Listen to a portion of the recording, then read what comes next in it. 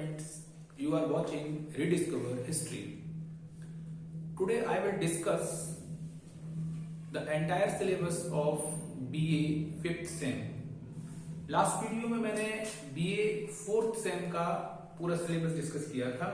So today I will discuss the entire syllabus of BA 5th same. ठीक है, सो now let us start. उससे पहले एक बात बता देना जरूरी है कि BA 5th सेम में आपके दो पेपर रहेंगे.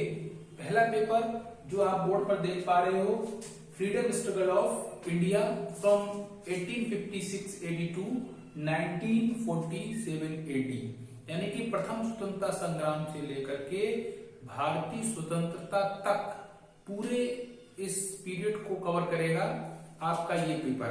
ठीक है, तो ये पेपर फर्स्ट रहेगा. और फिर आपका BA 5th सेमेस्टर में ही सेकंड पेपर रहेगा जो कि ऑप्शनल पेपर रहेगा. और उस ऑप्शनल पेपर में आपको 3 चॉइस मिलेंगी, यानी को आपको 3 पेपर मिलेंगे. उन 3 में से आप एक पेपर अपने लिए चूज कर सकते हैं. So now let us start to understand the entire syllabus. देखिए लिखा हुआ है BA 3rd 5th sem paper first freedom struggle of India 1857 से 1947 ईस्वी तक. ठीक है, और ये इसके अंतर्गत जो टाइटल रहेगा वो रहेगा नेशनलिज्म इन इंडिया, यानी कि भारत में राष्ट्रवाद. नेशनलिज्म इन इंडिया, भारत में राष्ट्रवाद. ठीक है, और ये आपका पूरा पेपर जो है वो मैक्सिमम मार्क 100 मार्क्स का रहेगा. ठीक है, और इसमें जो अपनी आपकी पहली यूनिट है वो first bar of independence, cause, impact and nature.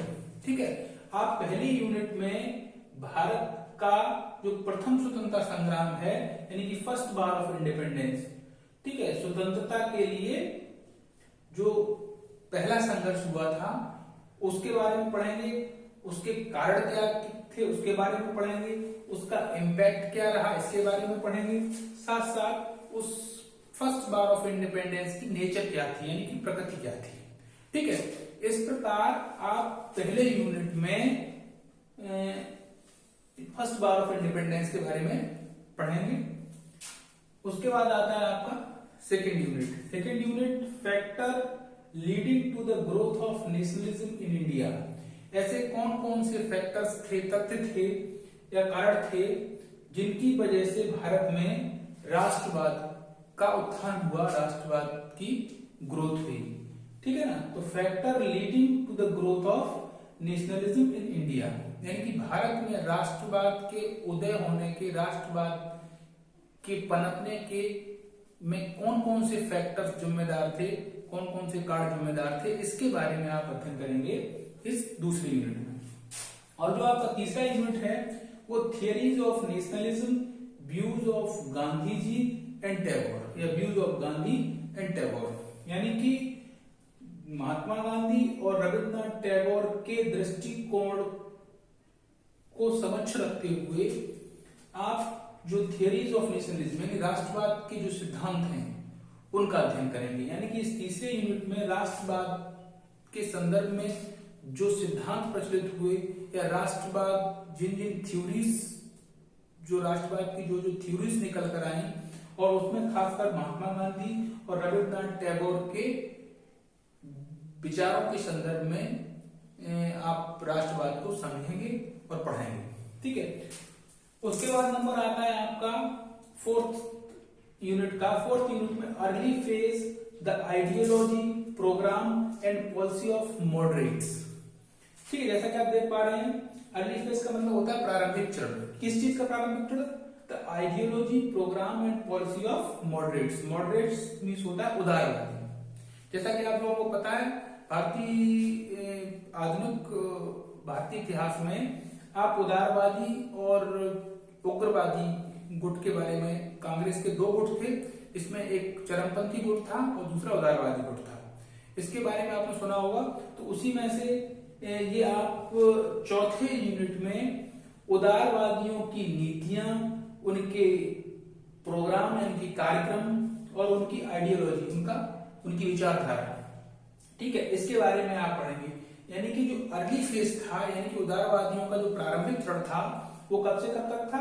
1885 से लेकर के 1905 तक। और आपको पता होना चाहिए कि 1885 में 27 दिसंबर को कांग्रेस का उदय हुआ था, या कांग्रेस की ओरिजिन हुई थी, ठीक है। और वहां से लेकर के 1905 जो बंगाल विभाजन था, ये जो चरण है वो उदारवादी चरण माना जाता है। यानी कि कांग्रेस के भीतर उदारवादी जो गुट था वो 1885 से 1905 तक जो है वो अपने प्रभाव में रहा, और इसी को कांग्रेस का प्रथम चरण या उदारवादी चरण कहते हैं। तो उन उदारवादियों की क्या क्या नीतियां थी, क्या उनके कार्यक्रम थे, क्या उनकी विचारधारा थी, इन सभी चीजों के बारे में आप इस चौथे यूनिट में उसका अध्ययन करेंगे, उसके बारे में आप पढ़ेंगे, ठीक है।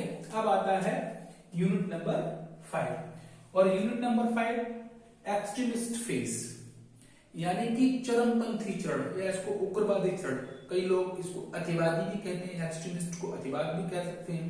तो इस अतिवादी चरण में क्या था, यानी कि कांग्रेस का जो rise and development of extremist in India, Bharat में उग्रवादी विचारधारा का, या कह सकते हैं चरमपंथी विचारधारा का, या कह सकते हैं अतिवादी विचारधारा का विकास का उदय और विकास, ठीक है। यानी कि इस आप पांचवें यूनिट के अंतर्गत अतिवादियों का उदय और विकास, यानी कि भारत में, या ये कह सकते हैं कि कांग्रेस में अतिवादियों का उदय और विकास, ठीक है। यानी कि इस पांचवें यूनिट में आप जो कांग्रेस का चरमपंथी गुट था, अतिवादी गुट था, उसके बारे में अध्ययन करेंगे। और ये आपका 1905 से 1920 के दरमियान ये जो चरमपंथी गुट था कांग्रेस का, वो अपने प्रभाव में रहा। इस प्रकार से इस पांचवें यूनिट के अंतर्गत कांग्रेस के अतिवादी चरण के बारे में आप पढ़ेंगे कि किस प्रकार से इसका उदय हुआ और किस प्रकार से इसका विकास हुआ, ठीक है। और अगले यूनिट में, यानी यूनिट नंबर 6 में आप Swadeshi movement and Congress split in Surat, यानी कि इस छठे यूनिट के अंतर्गत आप जो भारत में स्वदेशी मूवमेंट चलाया गया था गांधी जी के द्वारा, उसके 1905 में जो गांधी जी ने स्वदेशी आंदोलन चलाया था, उस स्वदेशी आंदोलन के बारे में आप अध्ययन करेंगे। साथ ही साथ जो सूरत में कांग्रेस का विभाजन हुआ था 1907 में, यानी कि 1907 के सूरत विभाजन और स्वदेशी आंदोलन के बारे में आप इस छठे यूनिट के अंतर्गत आप अध्ययन करेंगे।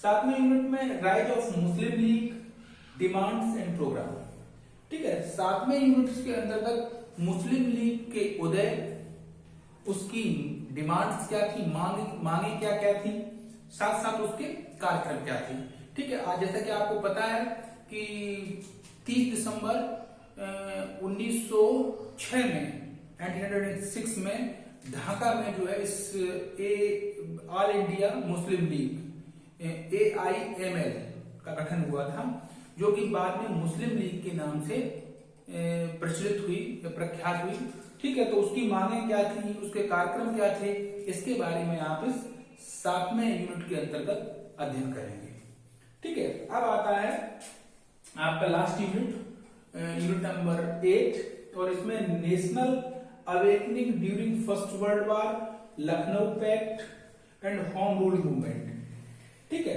इस 8वें यूनिट के अंतर्गत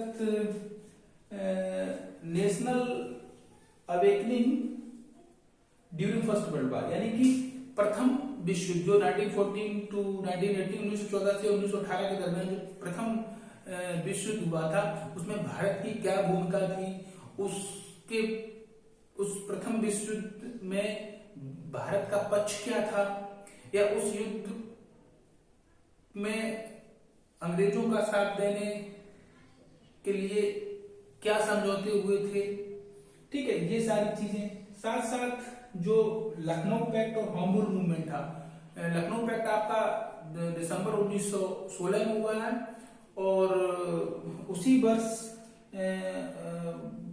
सबसे पहले तो आपका होम रूल मूवमेंट होता है, जो कि अप्रैल 1916 में होता है। ठीक है, तो होम रूल आंदोलन का जो होम रूल आंदोलन की स्थापना या कहना चाहिए इसकी शुरुआत जो है वो अप्रैल 1916 से होती है। और लखनऊ पैक्ट है, जो कि भारतीय राष्ट्रीय कांग्रेस और मुस्लिम लीग एक साथ मंच साझा किया था उन्होंने, वो दिसंबर 1916 की घटना है। यानी कि आप इस 8वें यूनिट में प्रथम विश्व युद्ध जो कि 1914 से 1918 के दरमियान हुआ था, उसके क्या प्रभाव हुए या भारतीय परिवेश में जो आंदोलन हुए उस प्रथम विश्व के क्या प्रभाव हुए। ठीक है, इसके साथ साथ लखनऊ पैक्ट में कांग्रेस और लीग जो समझौता हुआ उसके बारे में पढ़ेंगे, साथ साथ होम रूल आंदोलन के बारे में पढ़ेंगे। तो इस प्रकार आप देखेंगे कि आप इन 8 यूनिट्स हैं उनके अंतर्गत भिन्न भिन्न टॉपिक्स का अध्ययन आप करेंगे। तो ये आपका बीए 5th सेम का फर्स्ट पेपर है, जिसको कि फ्रीडम स्ट्रगल ऑफ इंडिया यानी कि भारत का स्वतंत्रता संघर्ष शीर्षक के अंतर्गत रखा गया है। और इसमें आप नेशनलिज्म इन इंडिया यानी भारत में राष्ट्रवाद का अध्ययन करेंगे। और इन 8 यूनिट्स के अंतर्गत आप इन जो टॉपिक्स दिए गए हैं इनका अध्ययन करेंगे। ठीक है, और जो इस बीए 5th सेम का जो सेकंड पेपर है, ये आपका ऑप्शनल पेपर है, जिसमें आपको 3 पेपर दिए गए हैं, उनमें से आप किसी एक पेपर का चुनाव करेंगे। और जो इसके साथ साथ आपको एक प्रोजेक्ट भी देना है, यानी प्रोजेक्ट वर्क करना है। ठीक है, तो ये इस प्रकार से ये बीए 5th सेम में आपको 2 पेपर चूज करने पड़ेंगे। इसमें एक ये कंपलसरी पेपर है और दूसरा आपका ऑप्शनल पेपर रहेगा। इसमें 3 सेगमेंट हैं, 3 चढ़ हैं, इनमें से या 3 पेपर्स दिए हुए जिनमें से आपको एक का चुनाव करना पड़ेगा। ठीक है, तो ये आपका पूरा सिलेबस है बीए 3rd 5th सेमेस्टर का। ठीक है, today that is all. And अगले वीडियो में जो नेक्स्ट वीडियो रहेगा उसमें हम सेकेंड पेपर का पूरा सिलेबस डिस्कस करेंगे। और आज के लिए today that is all for the day. Thank you very much. Please like, share and subscribe my channel. Thank you very much.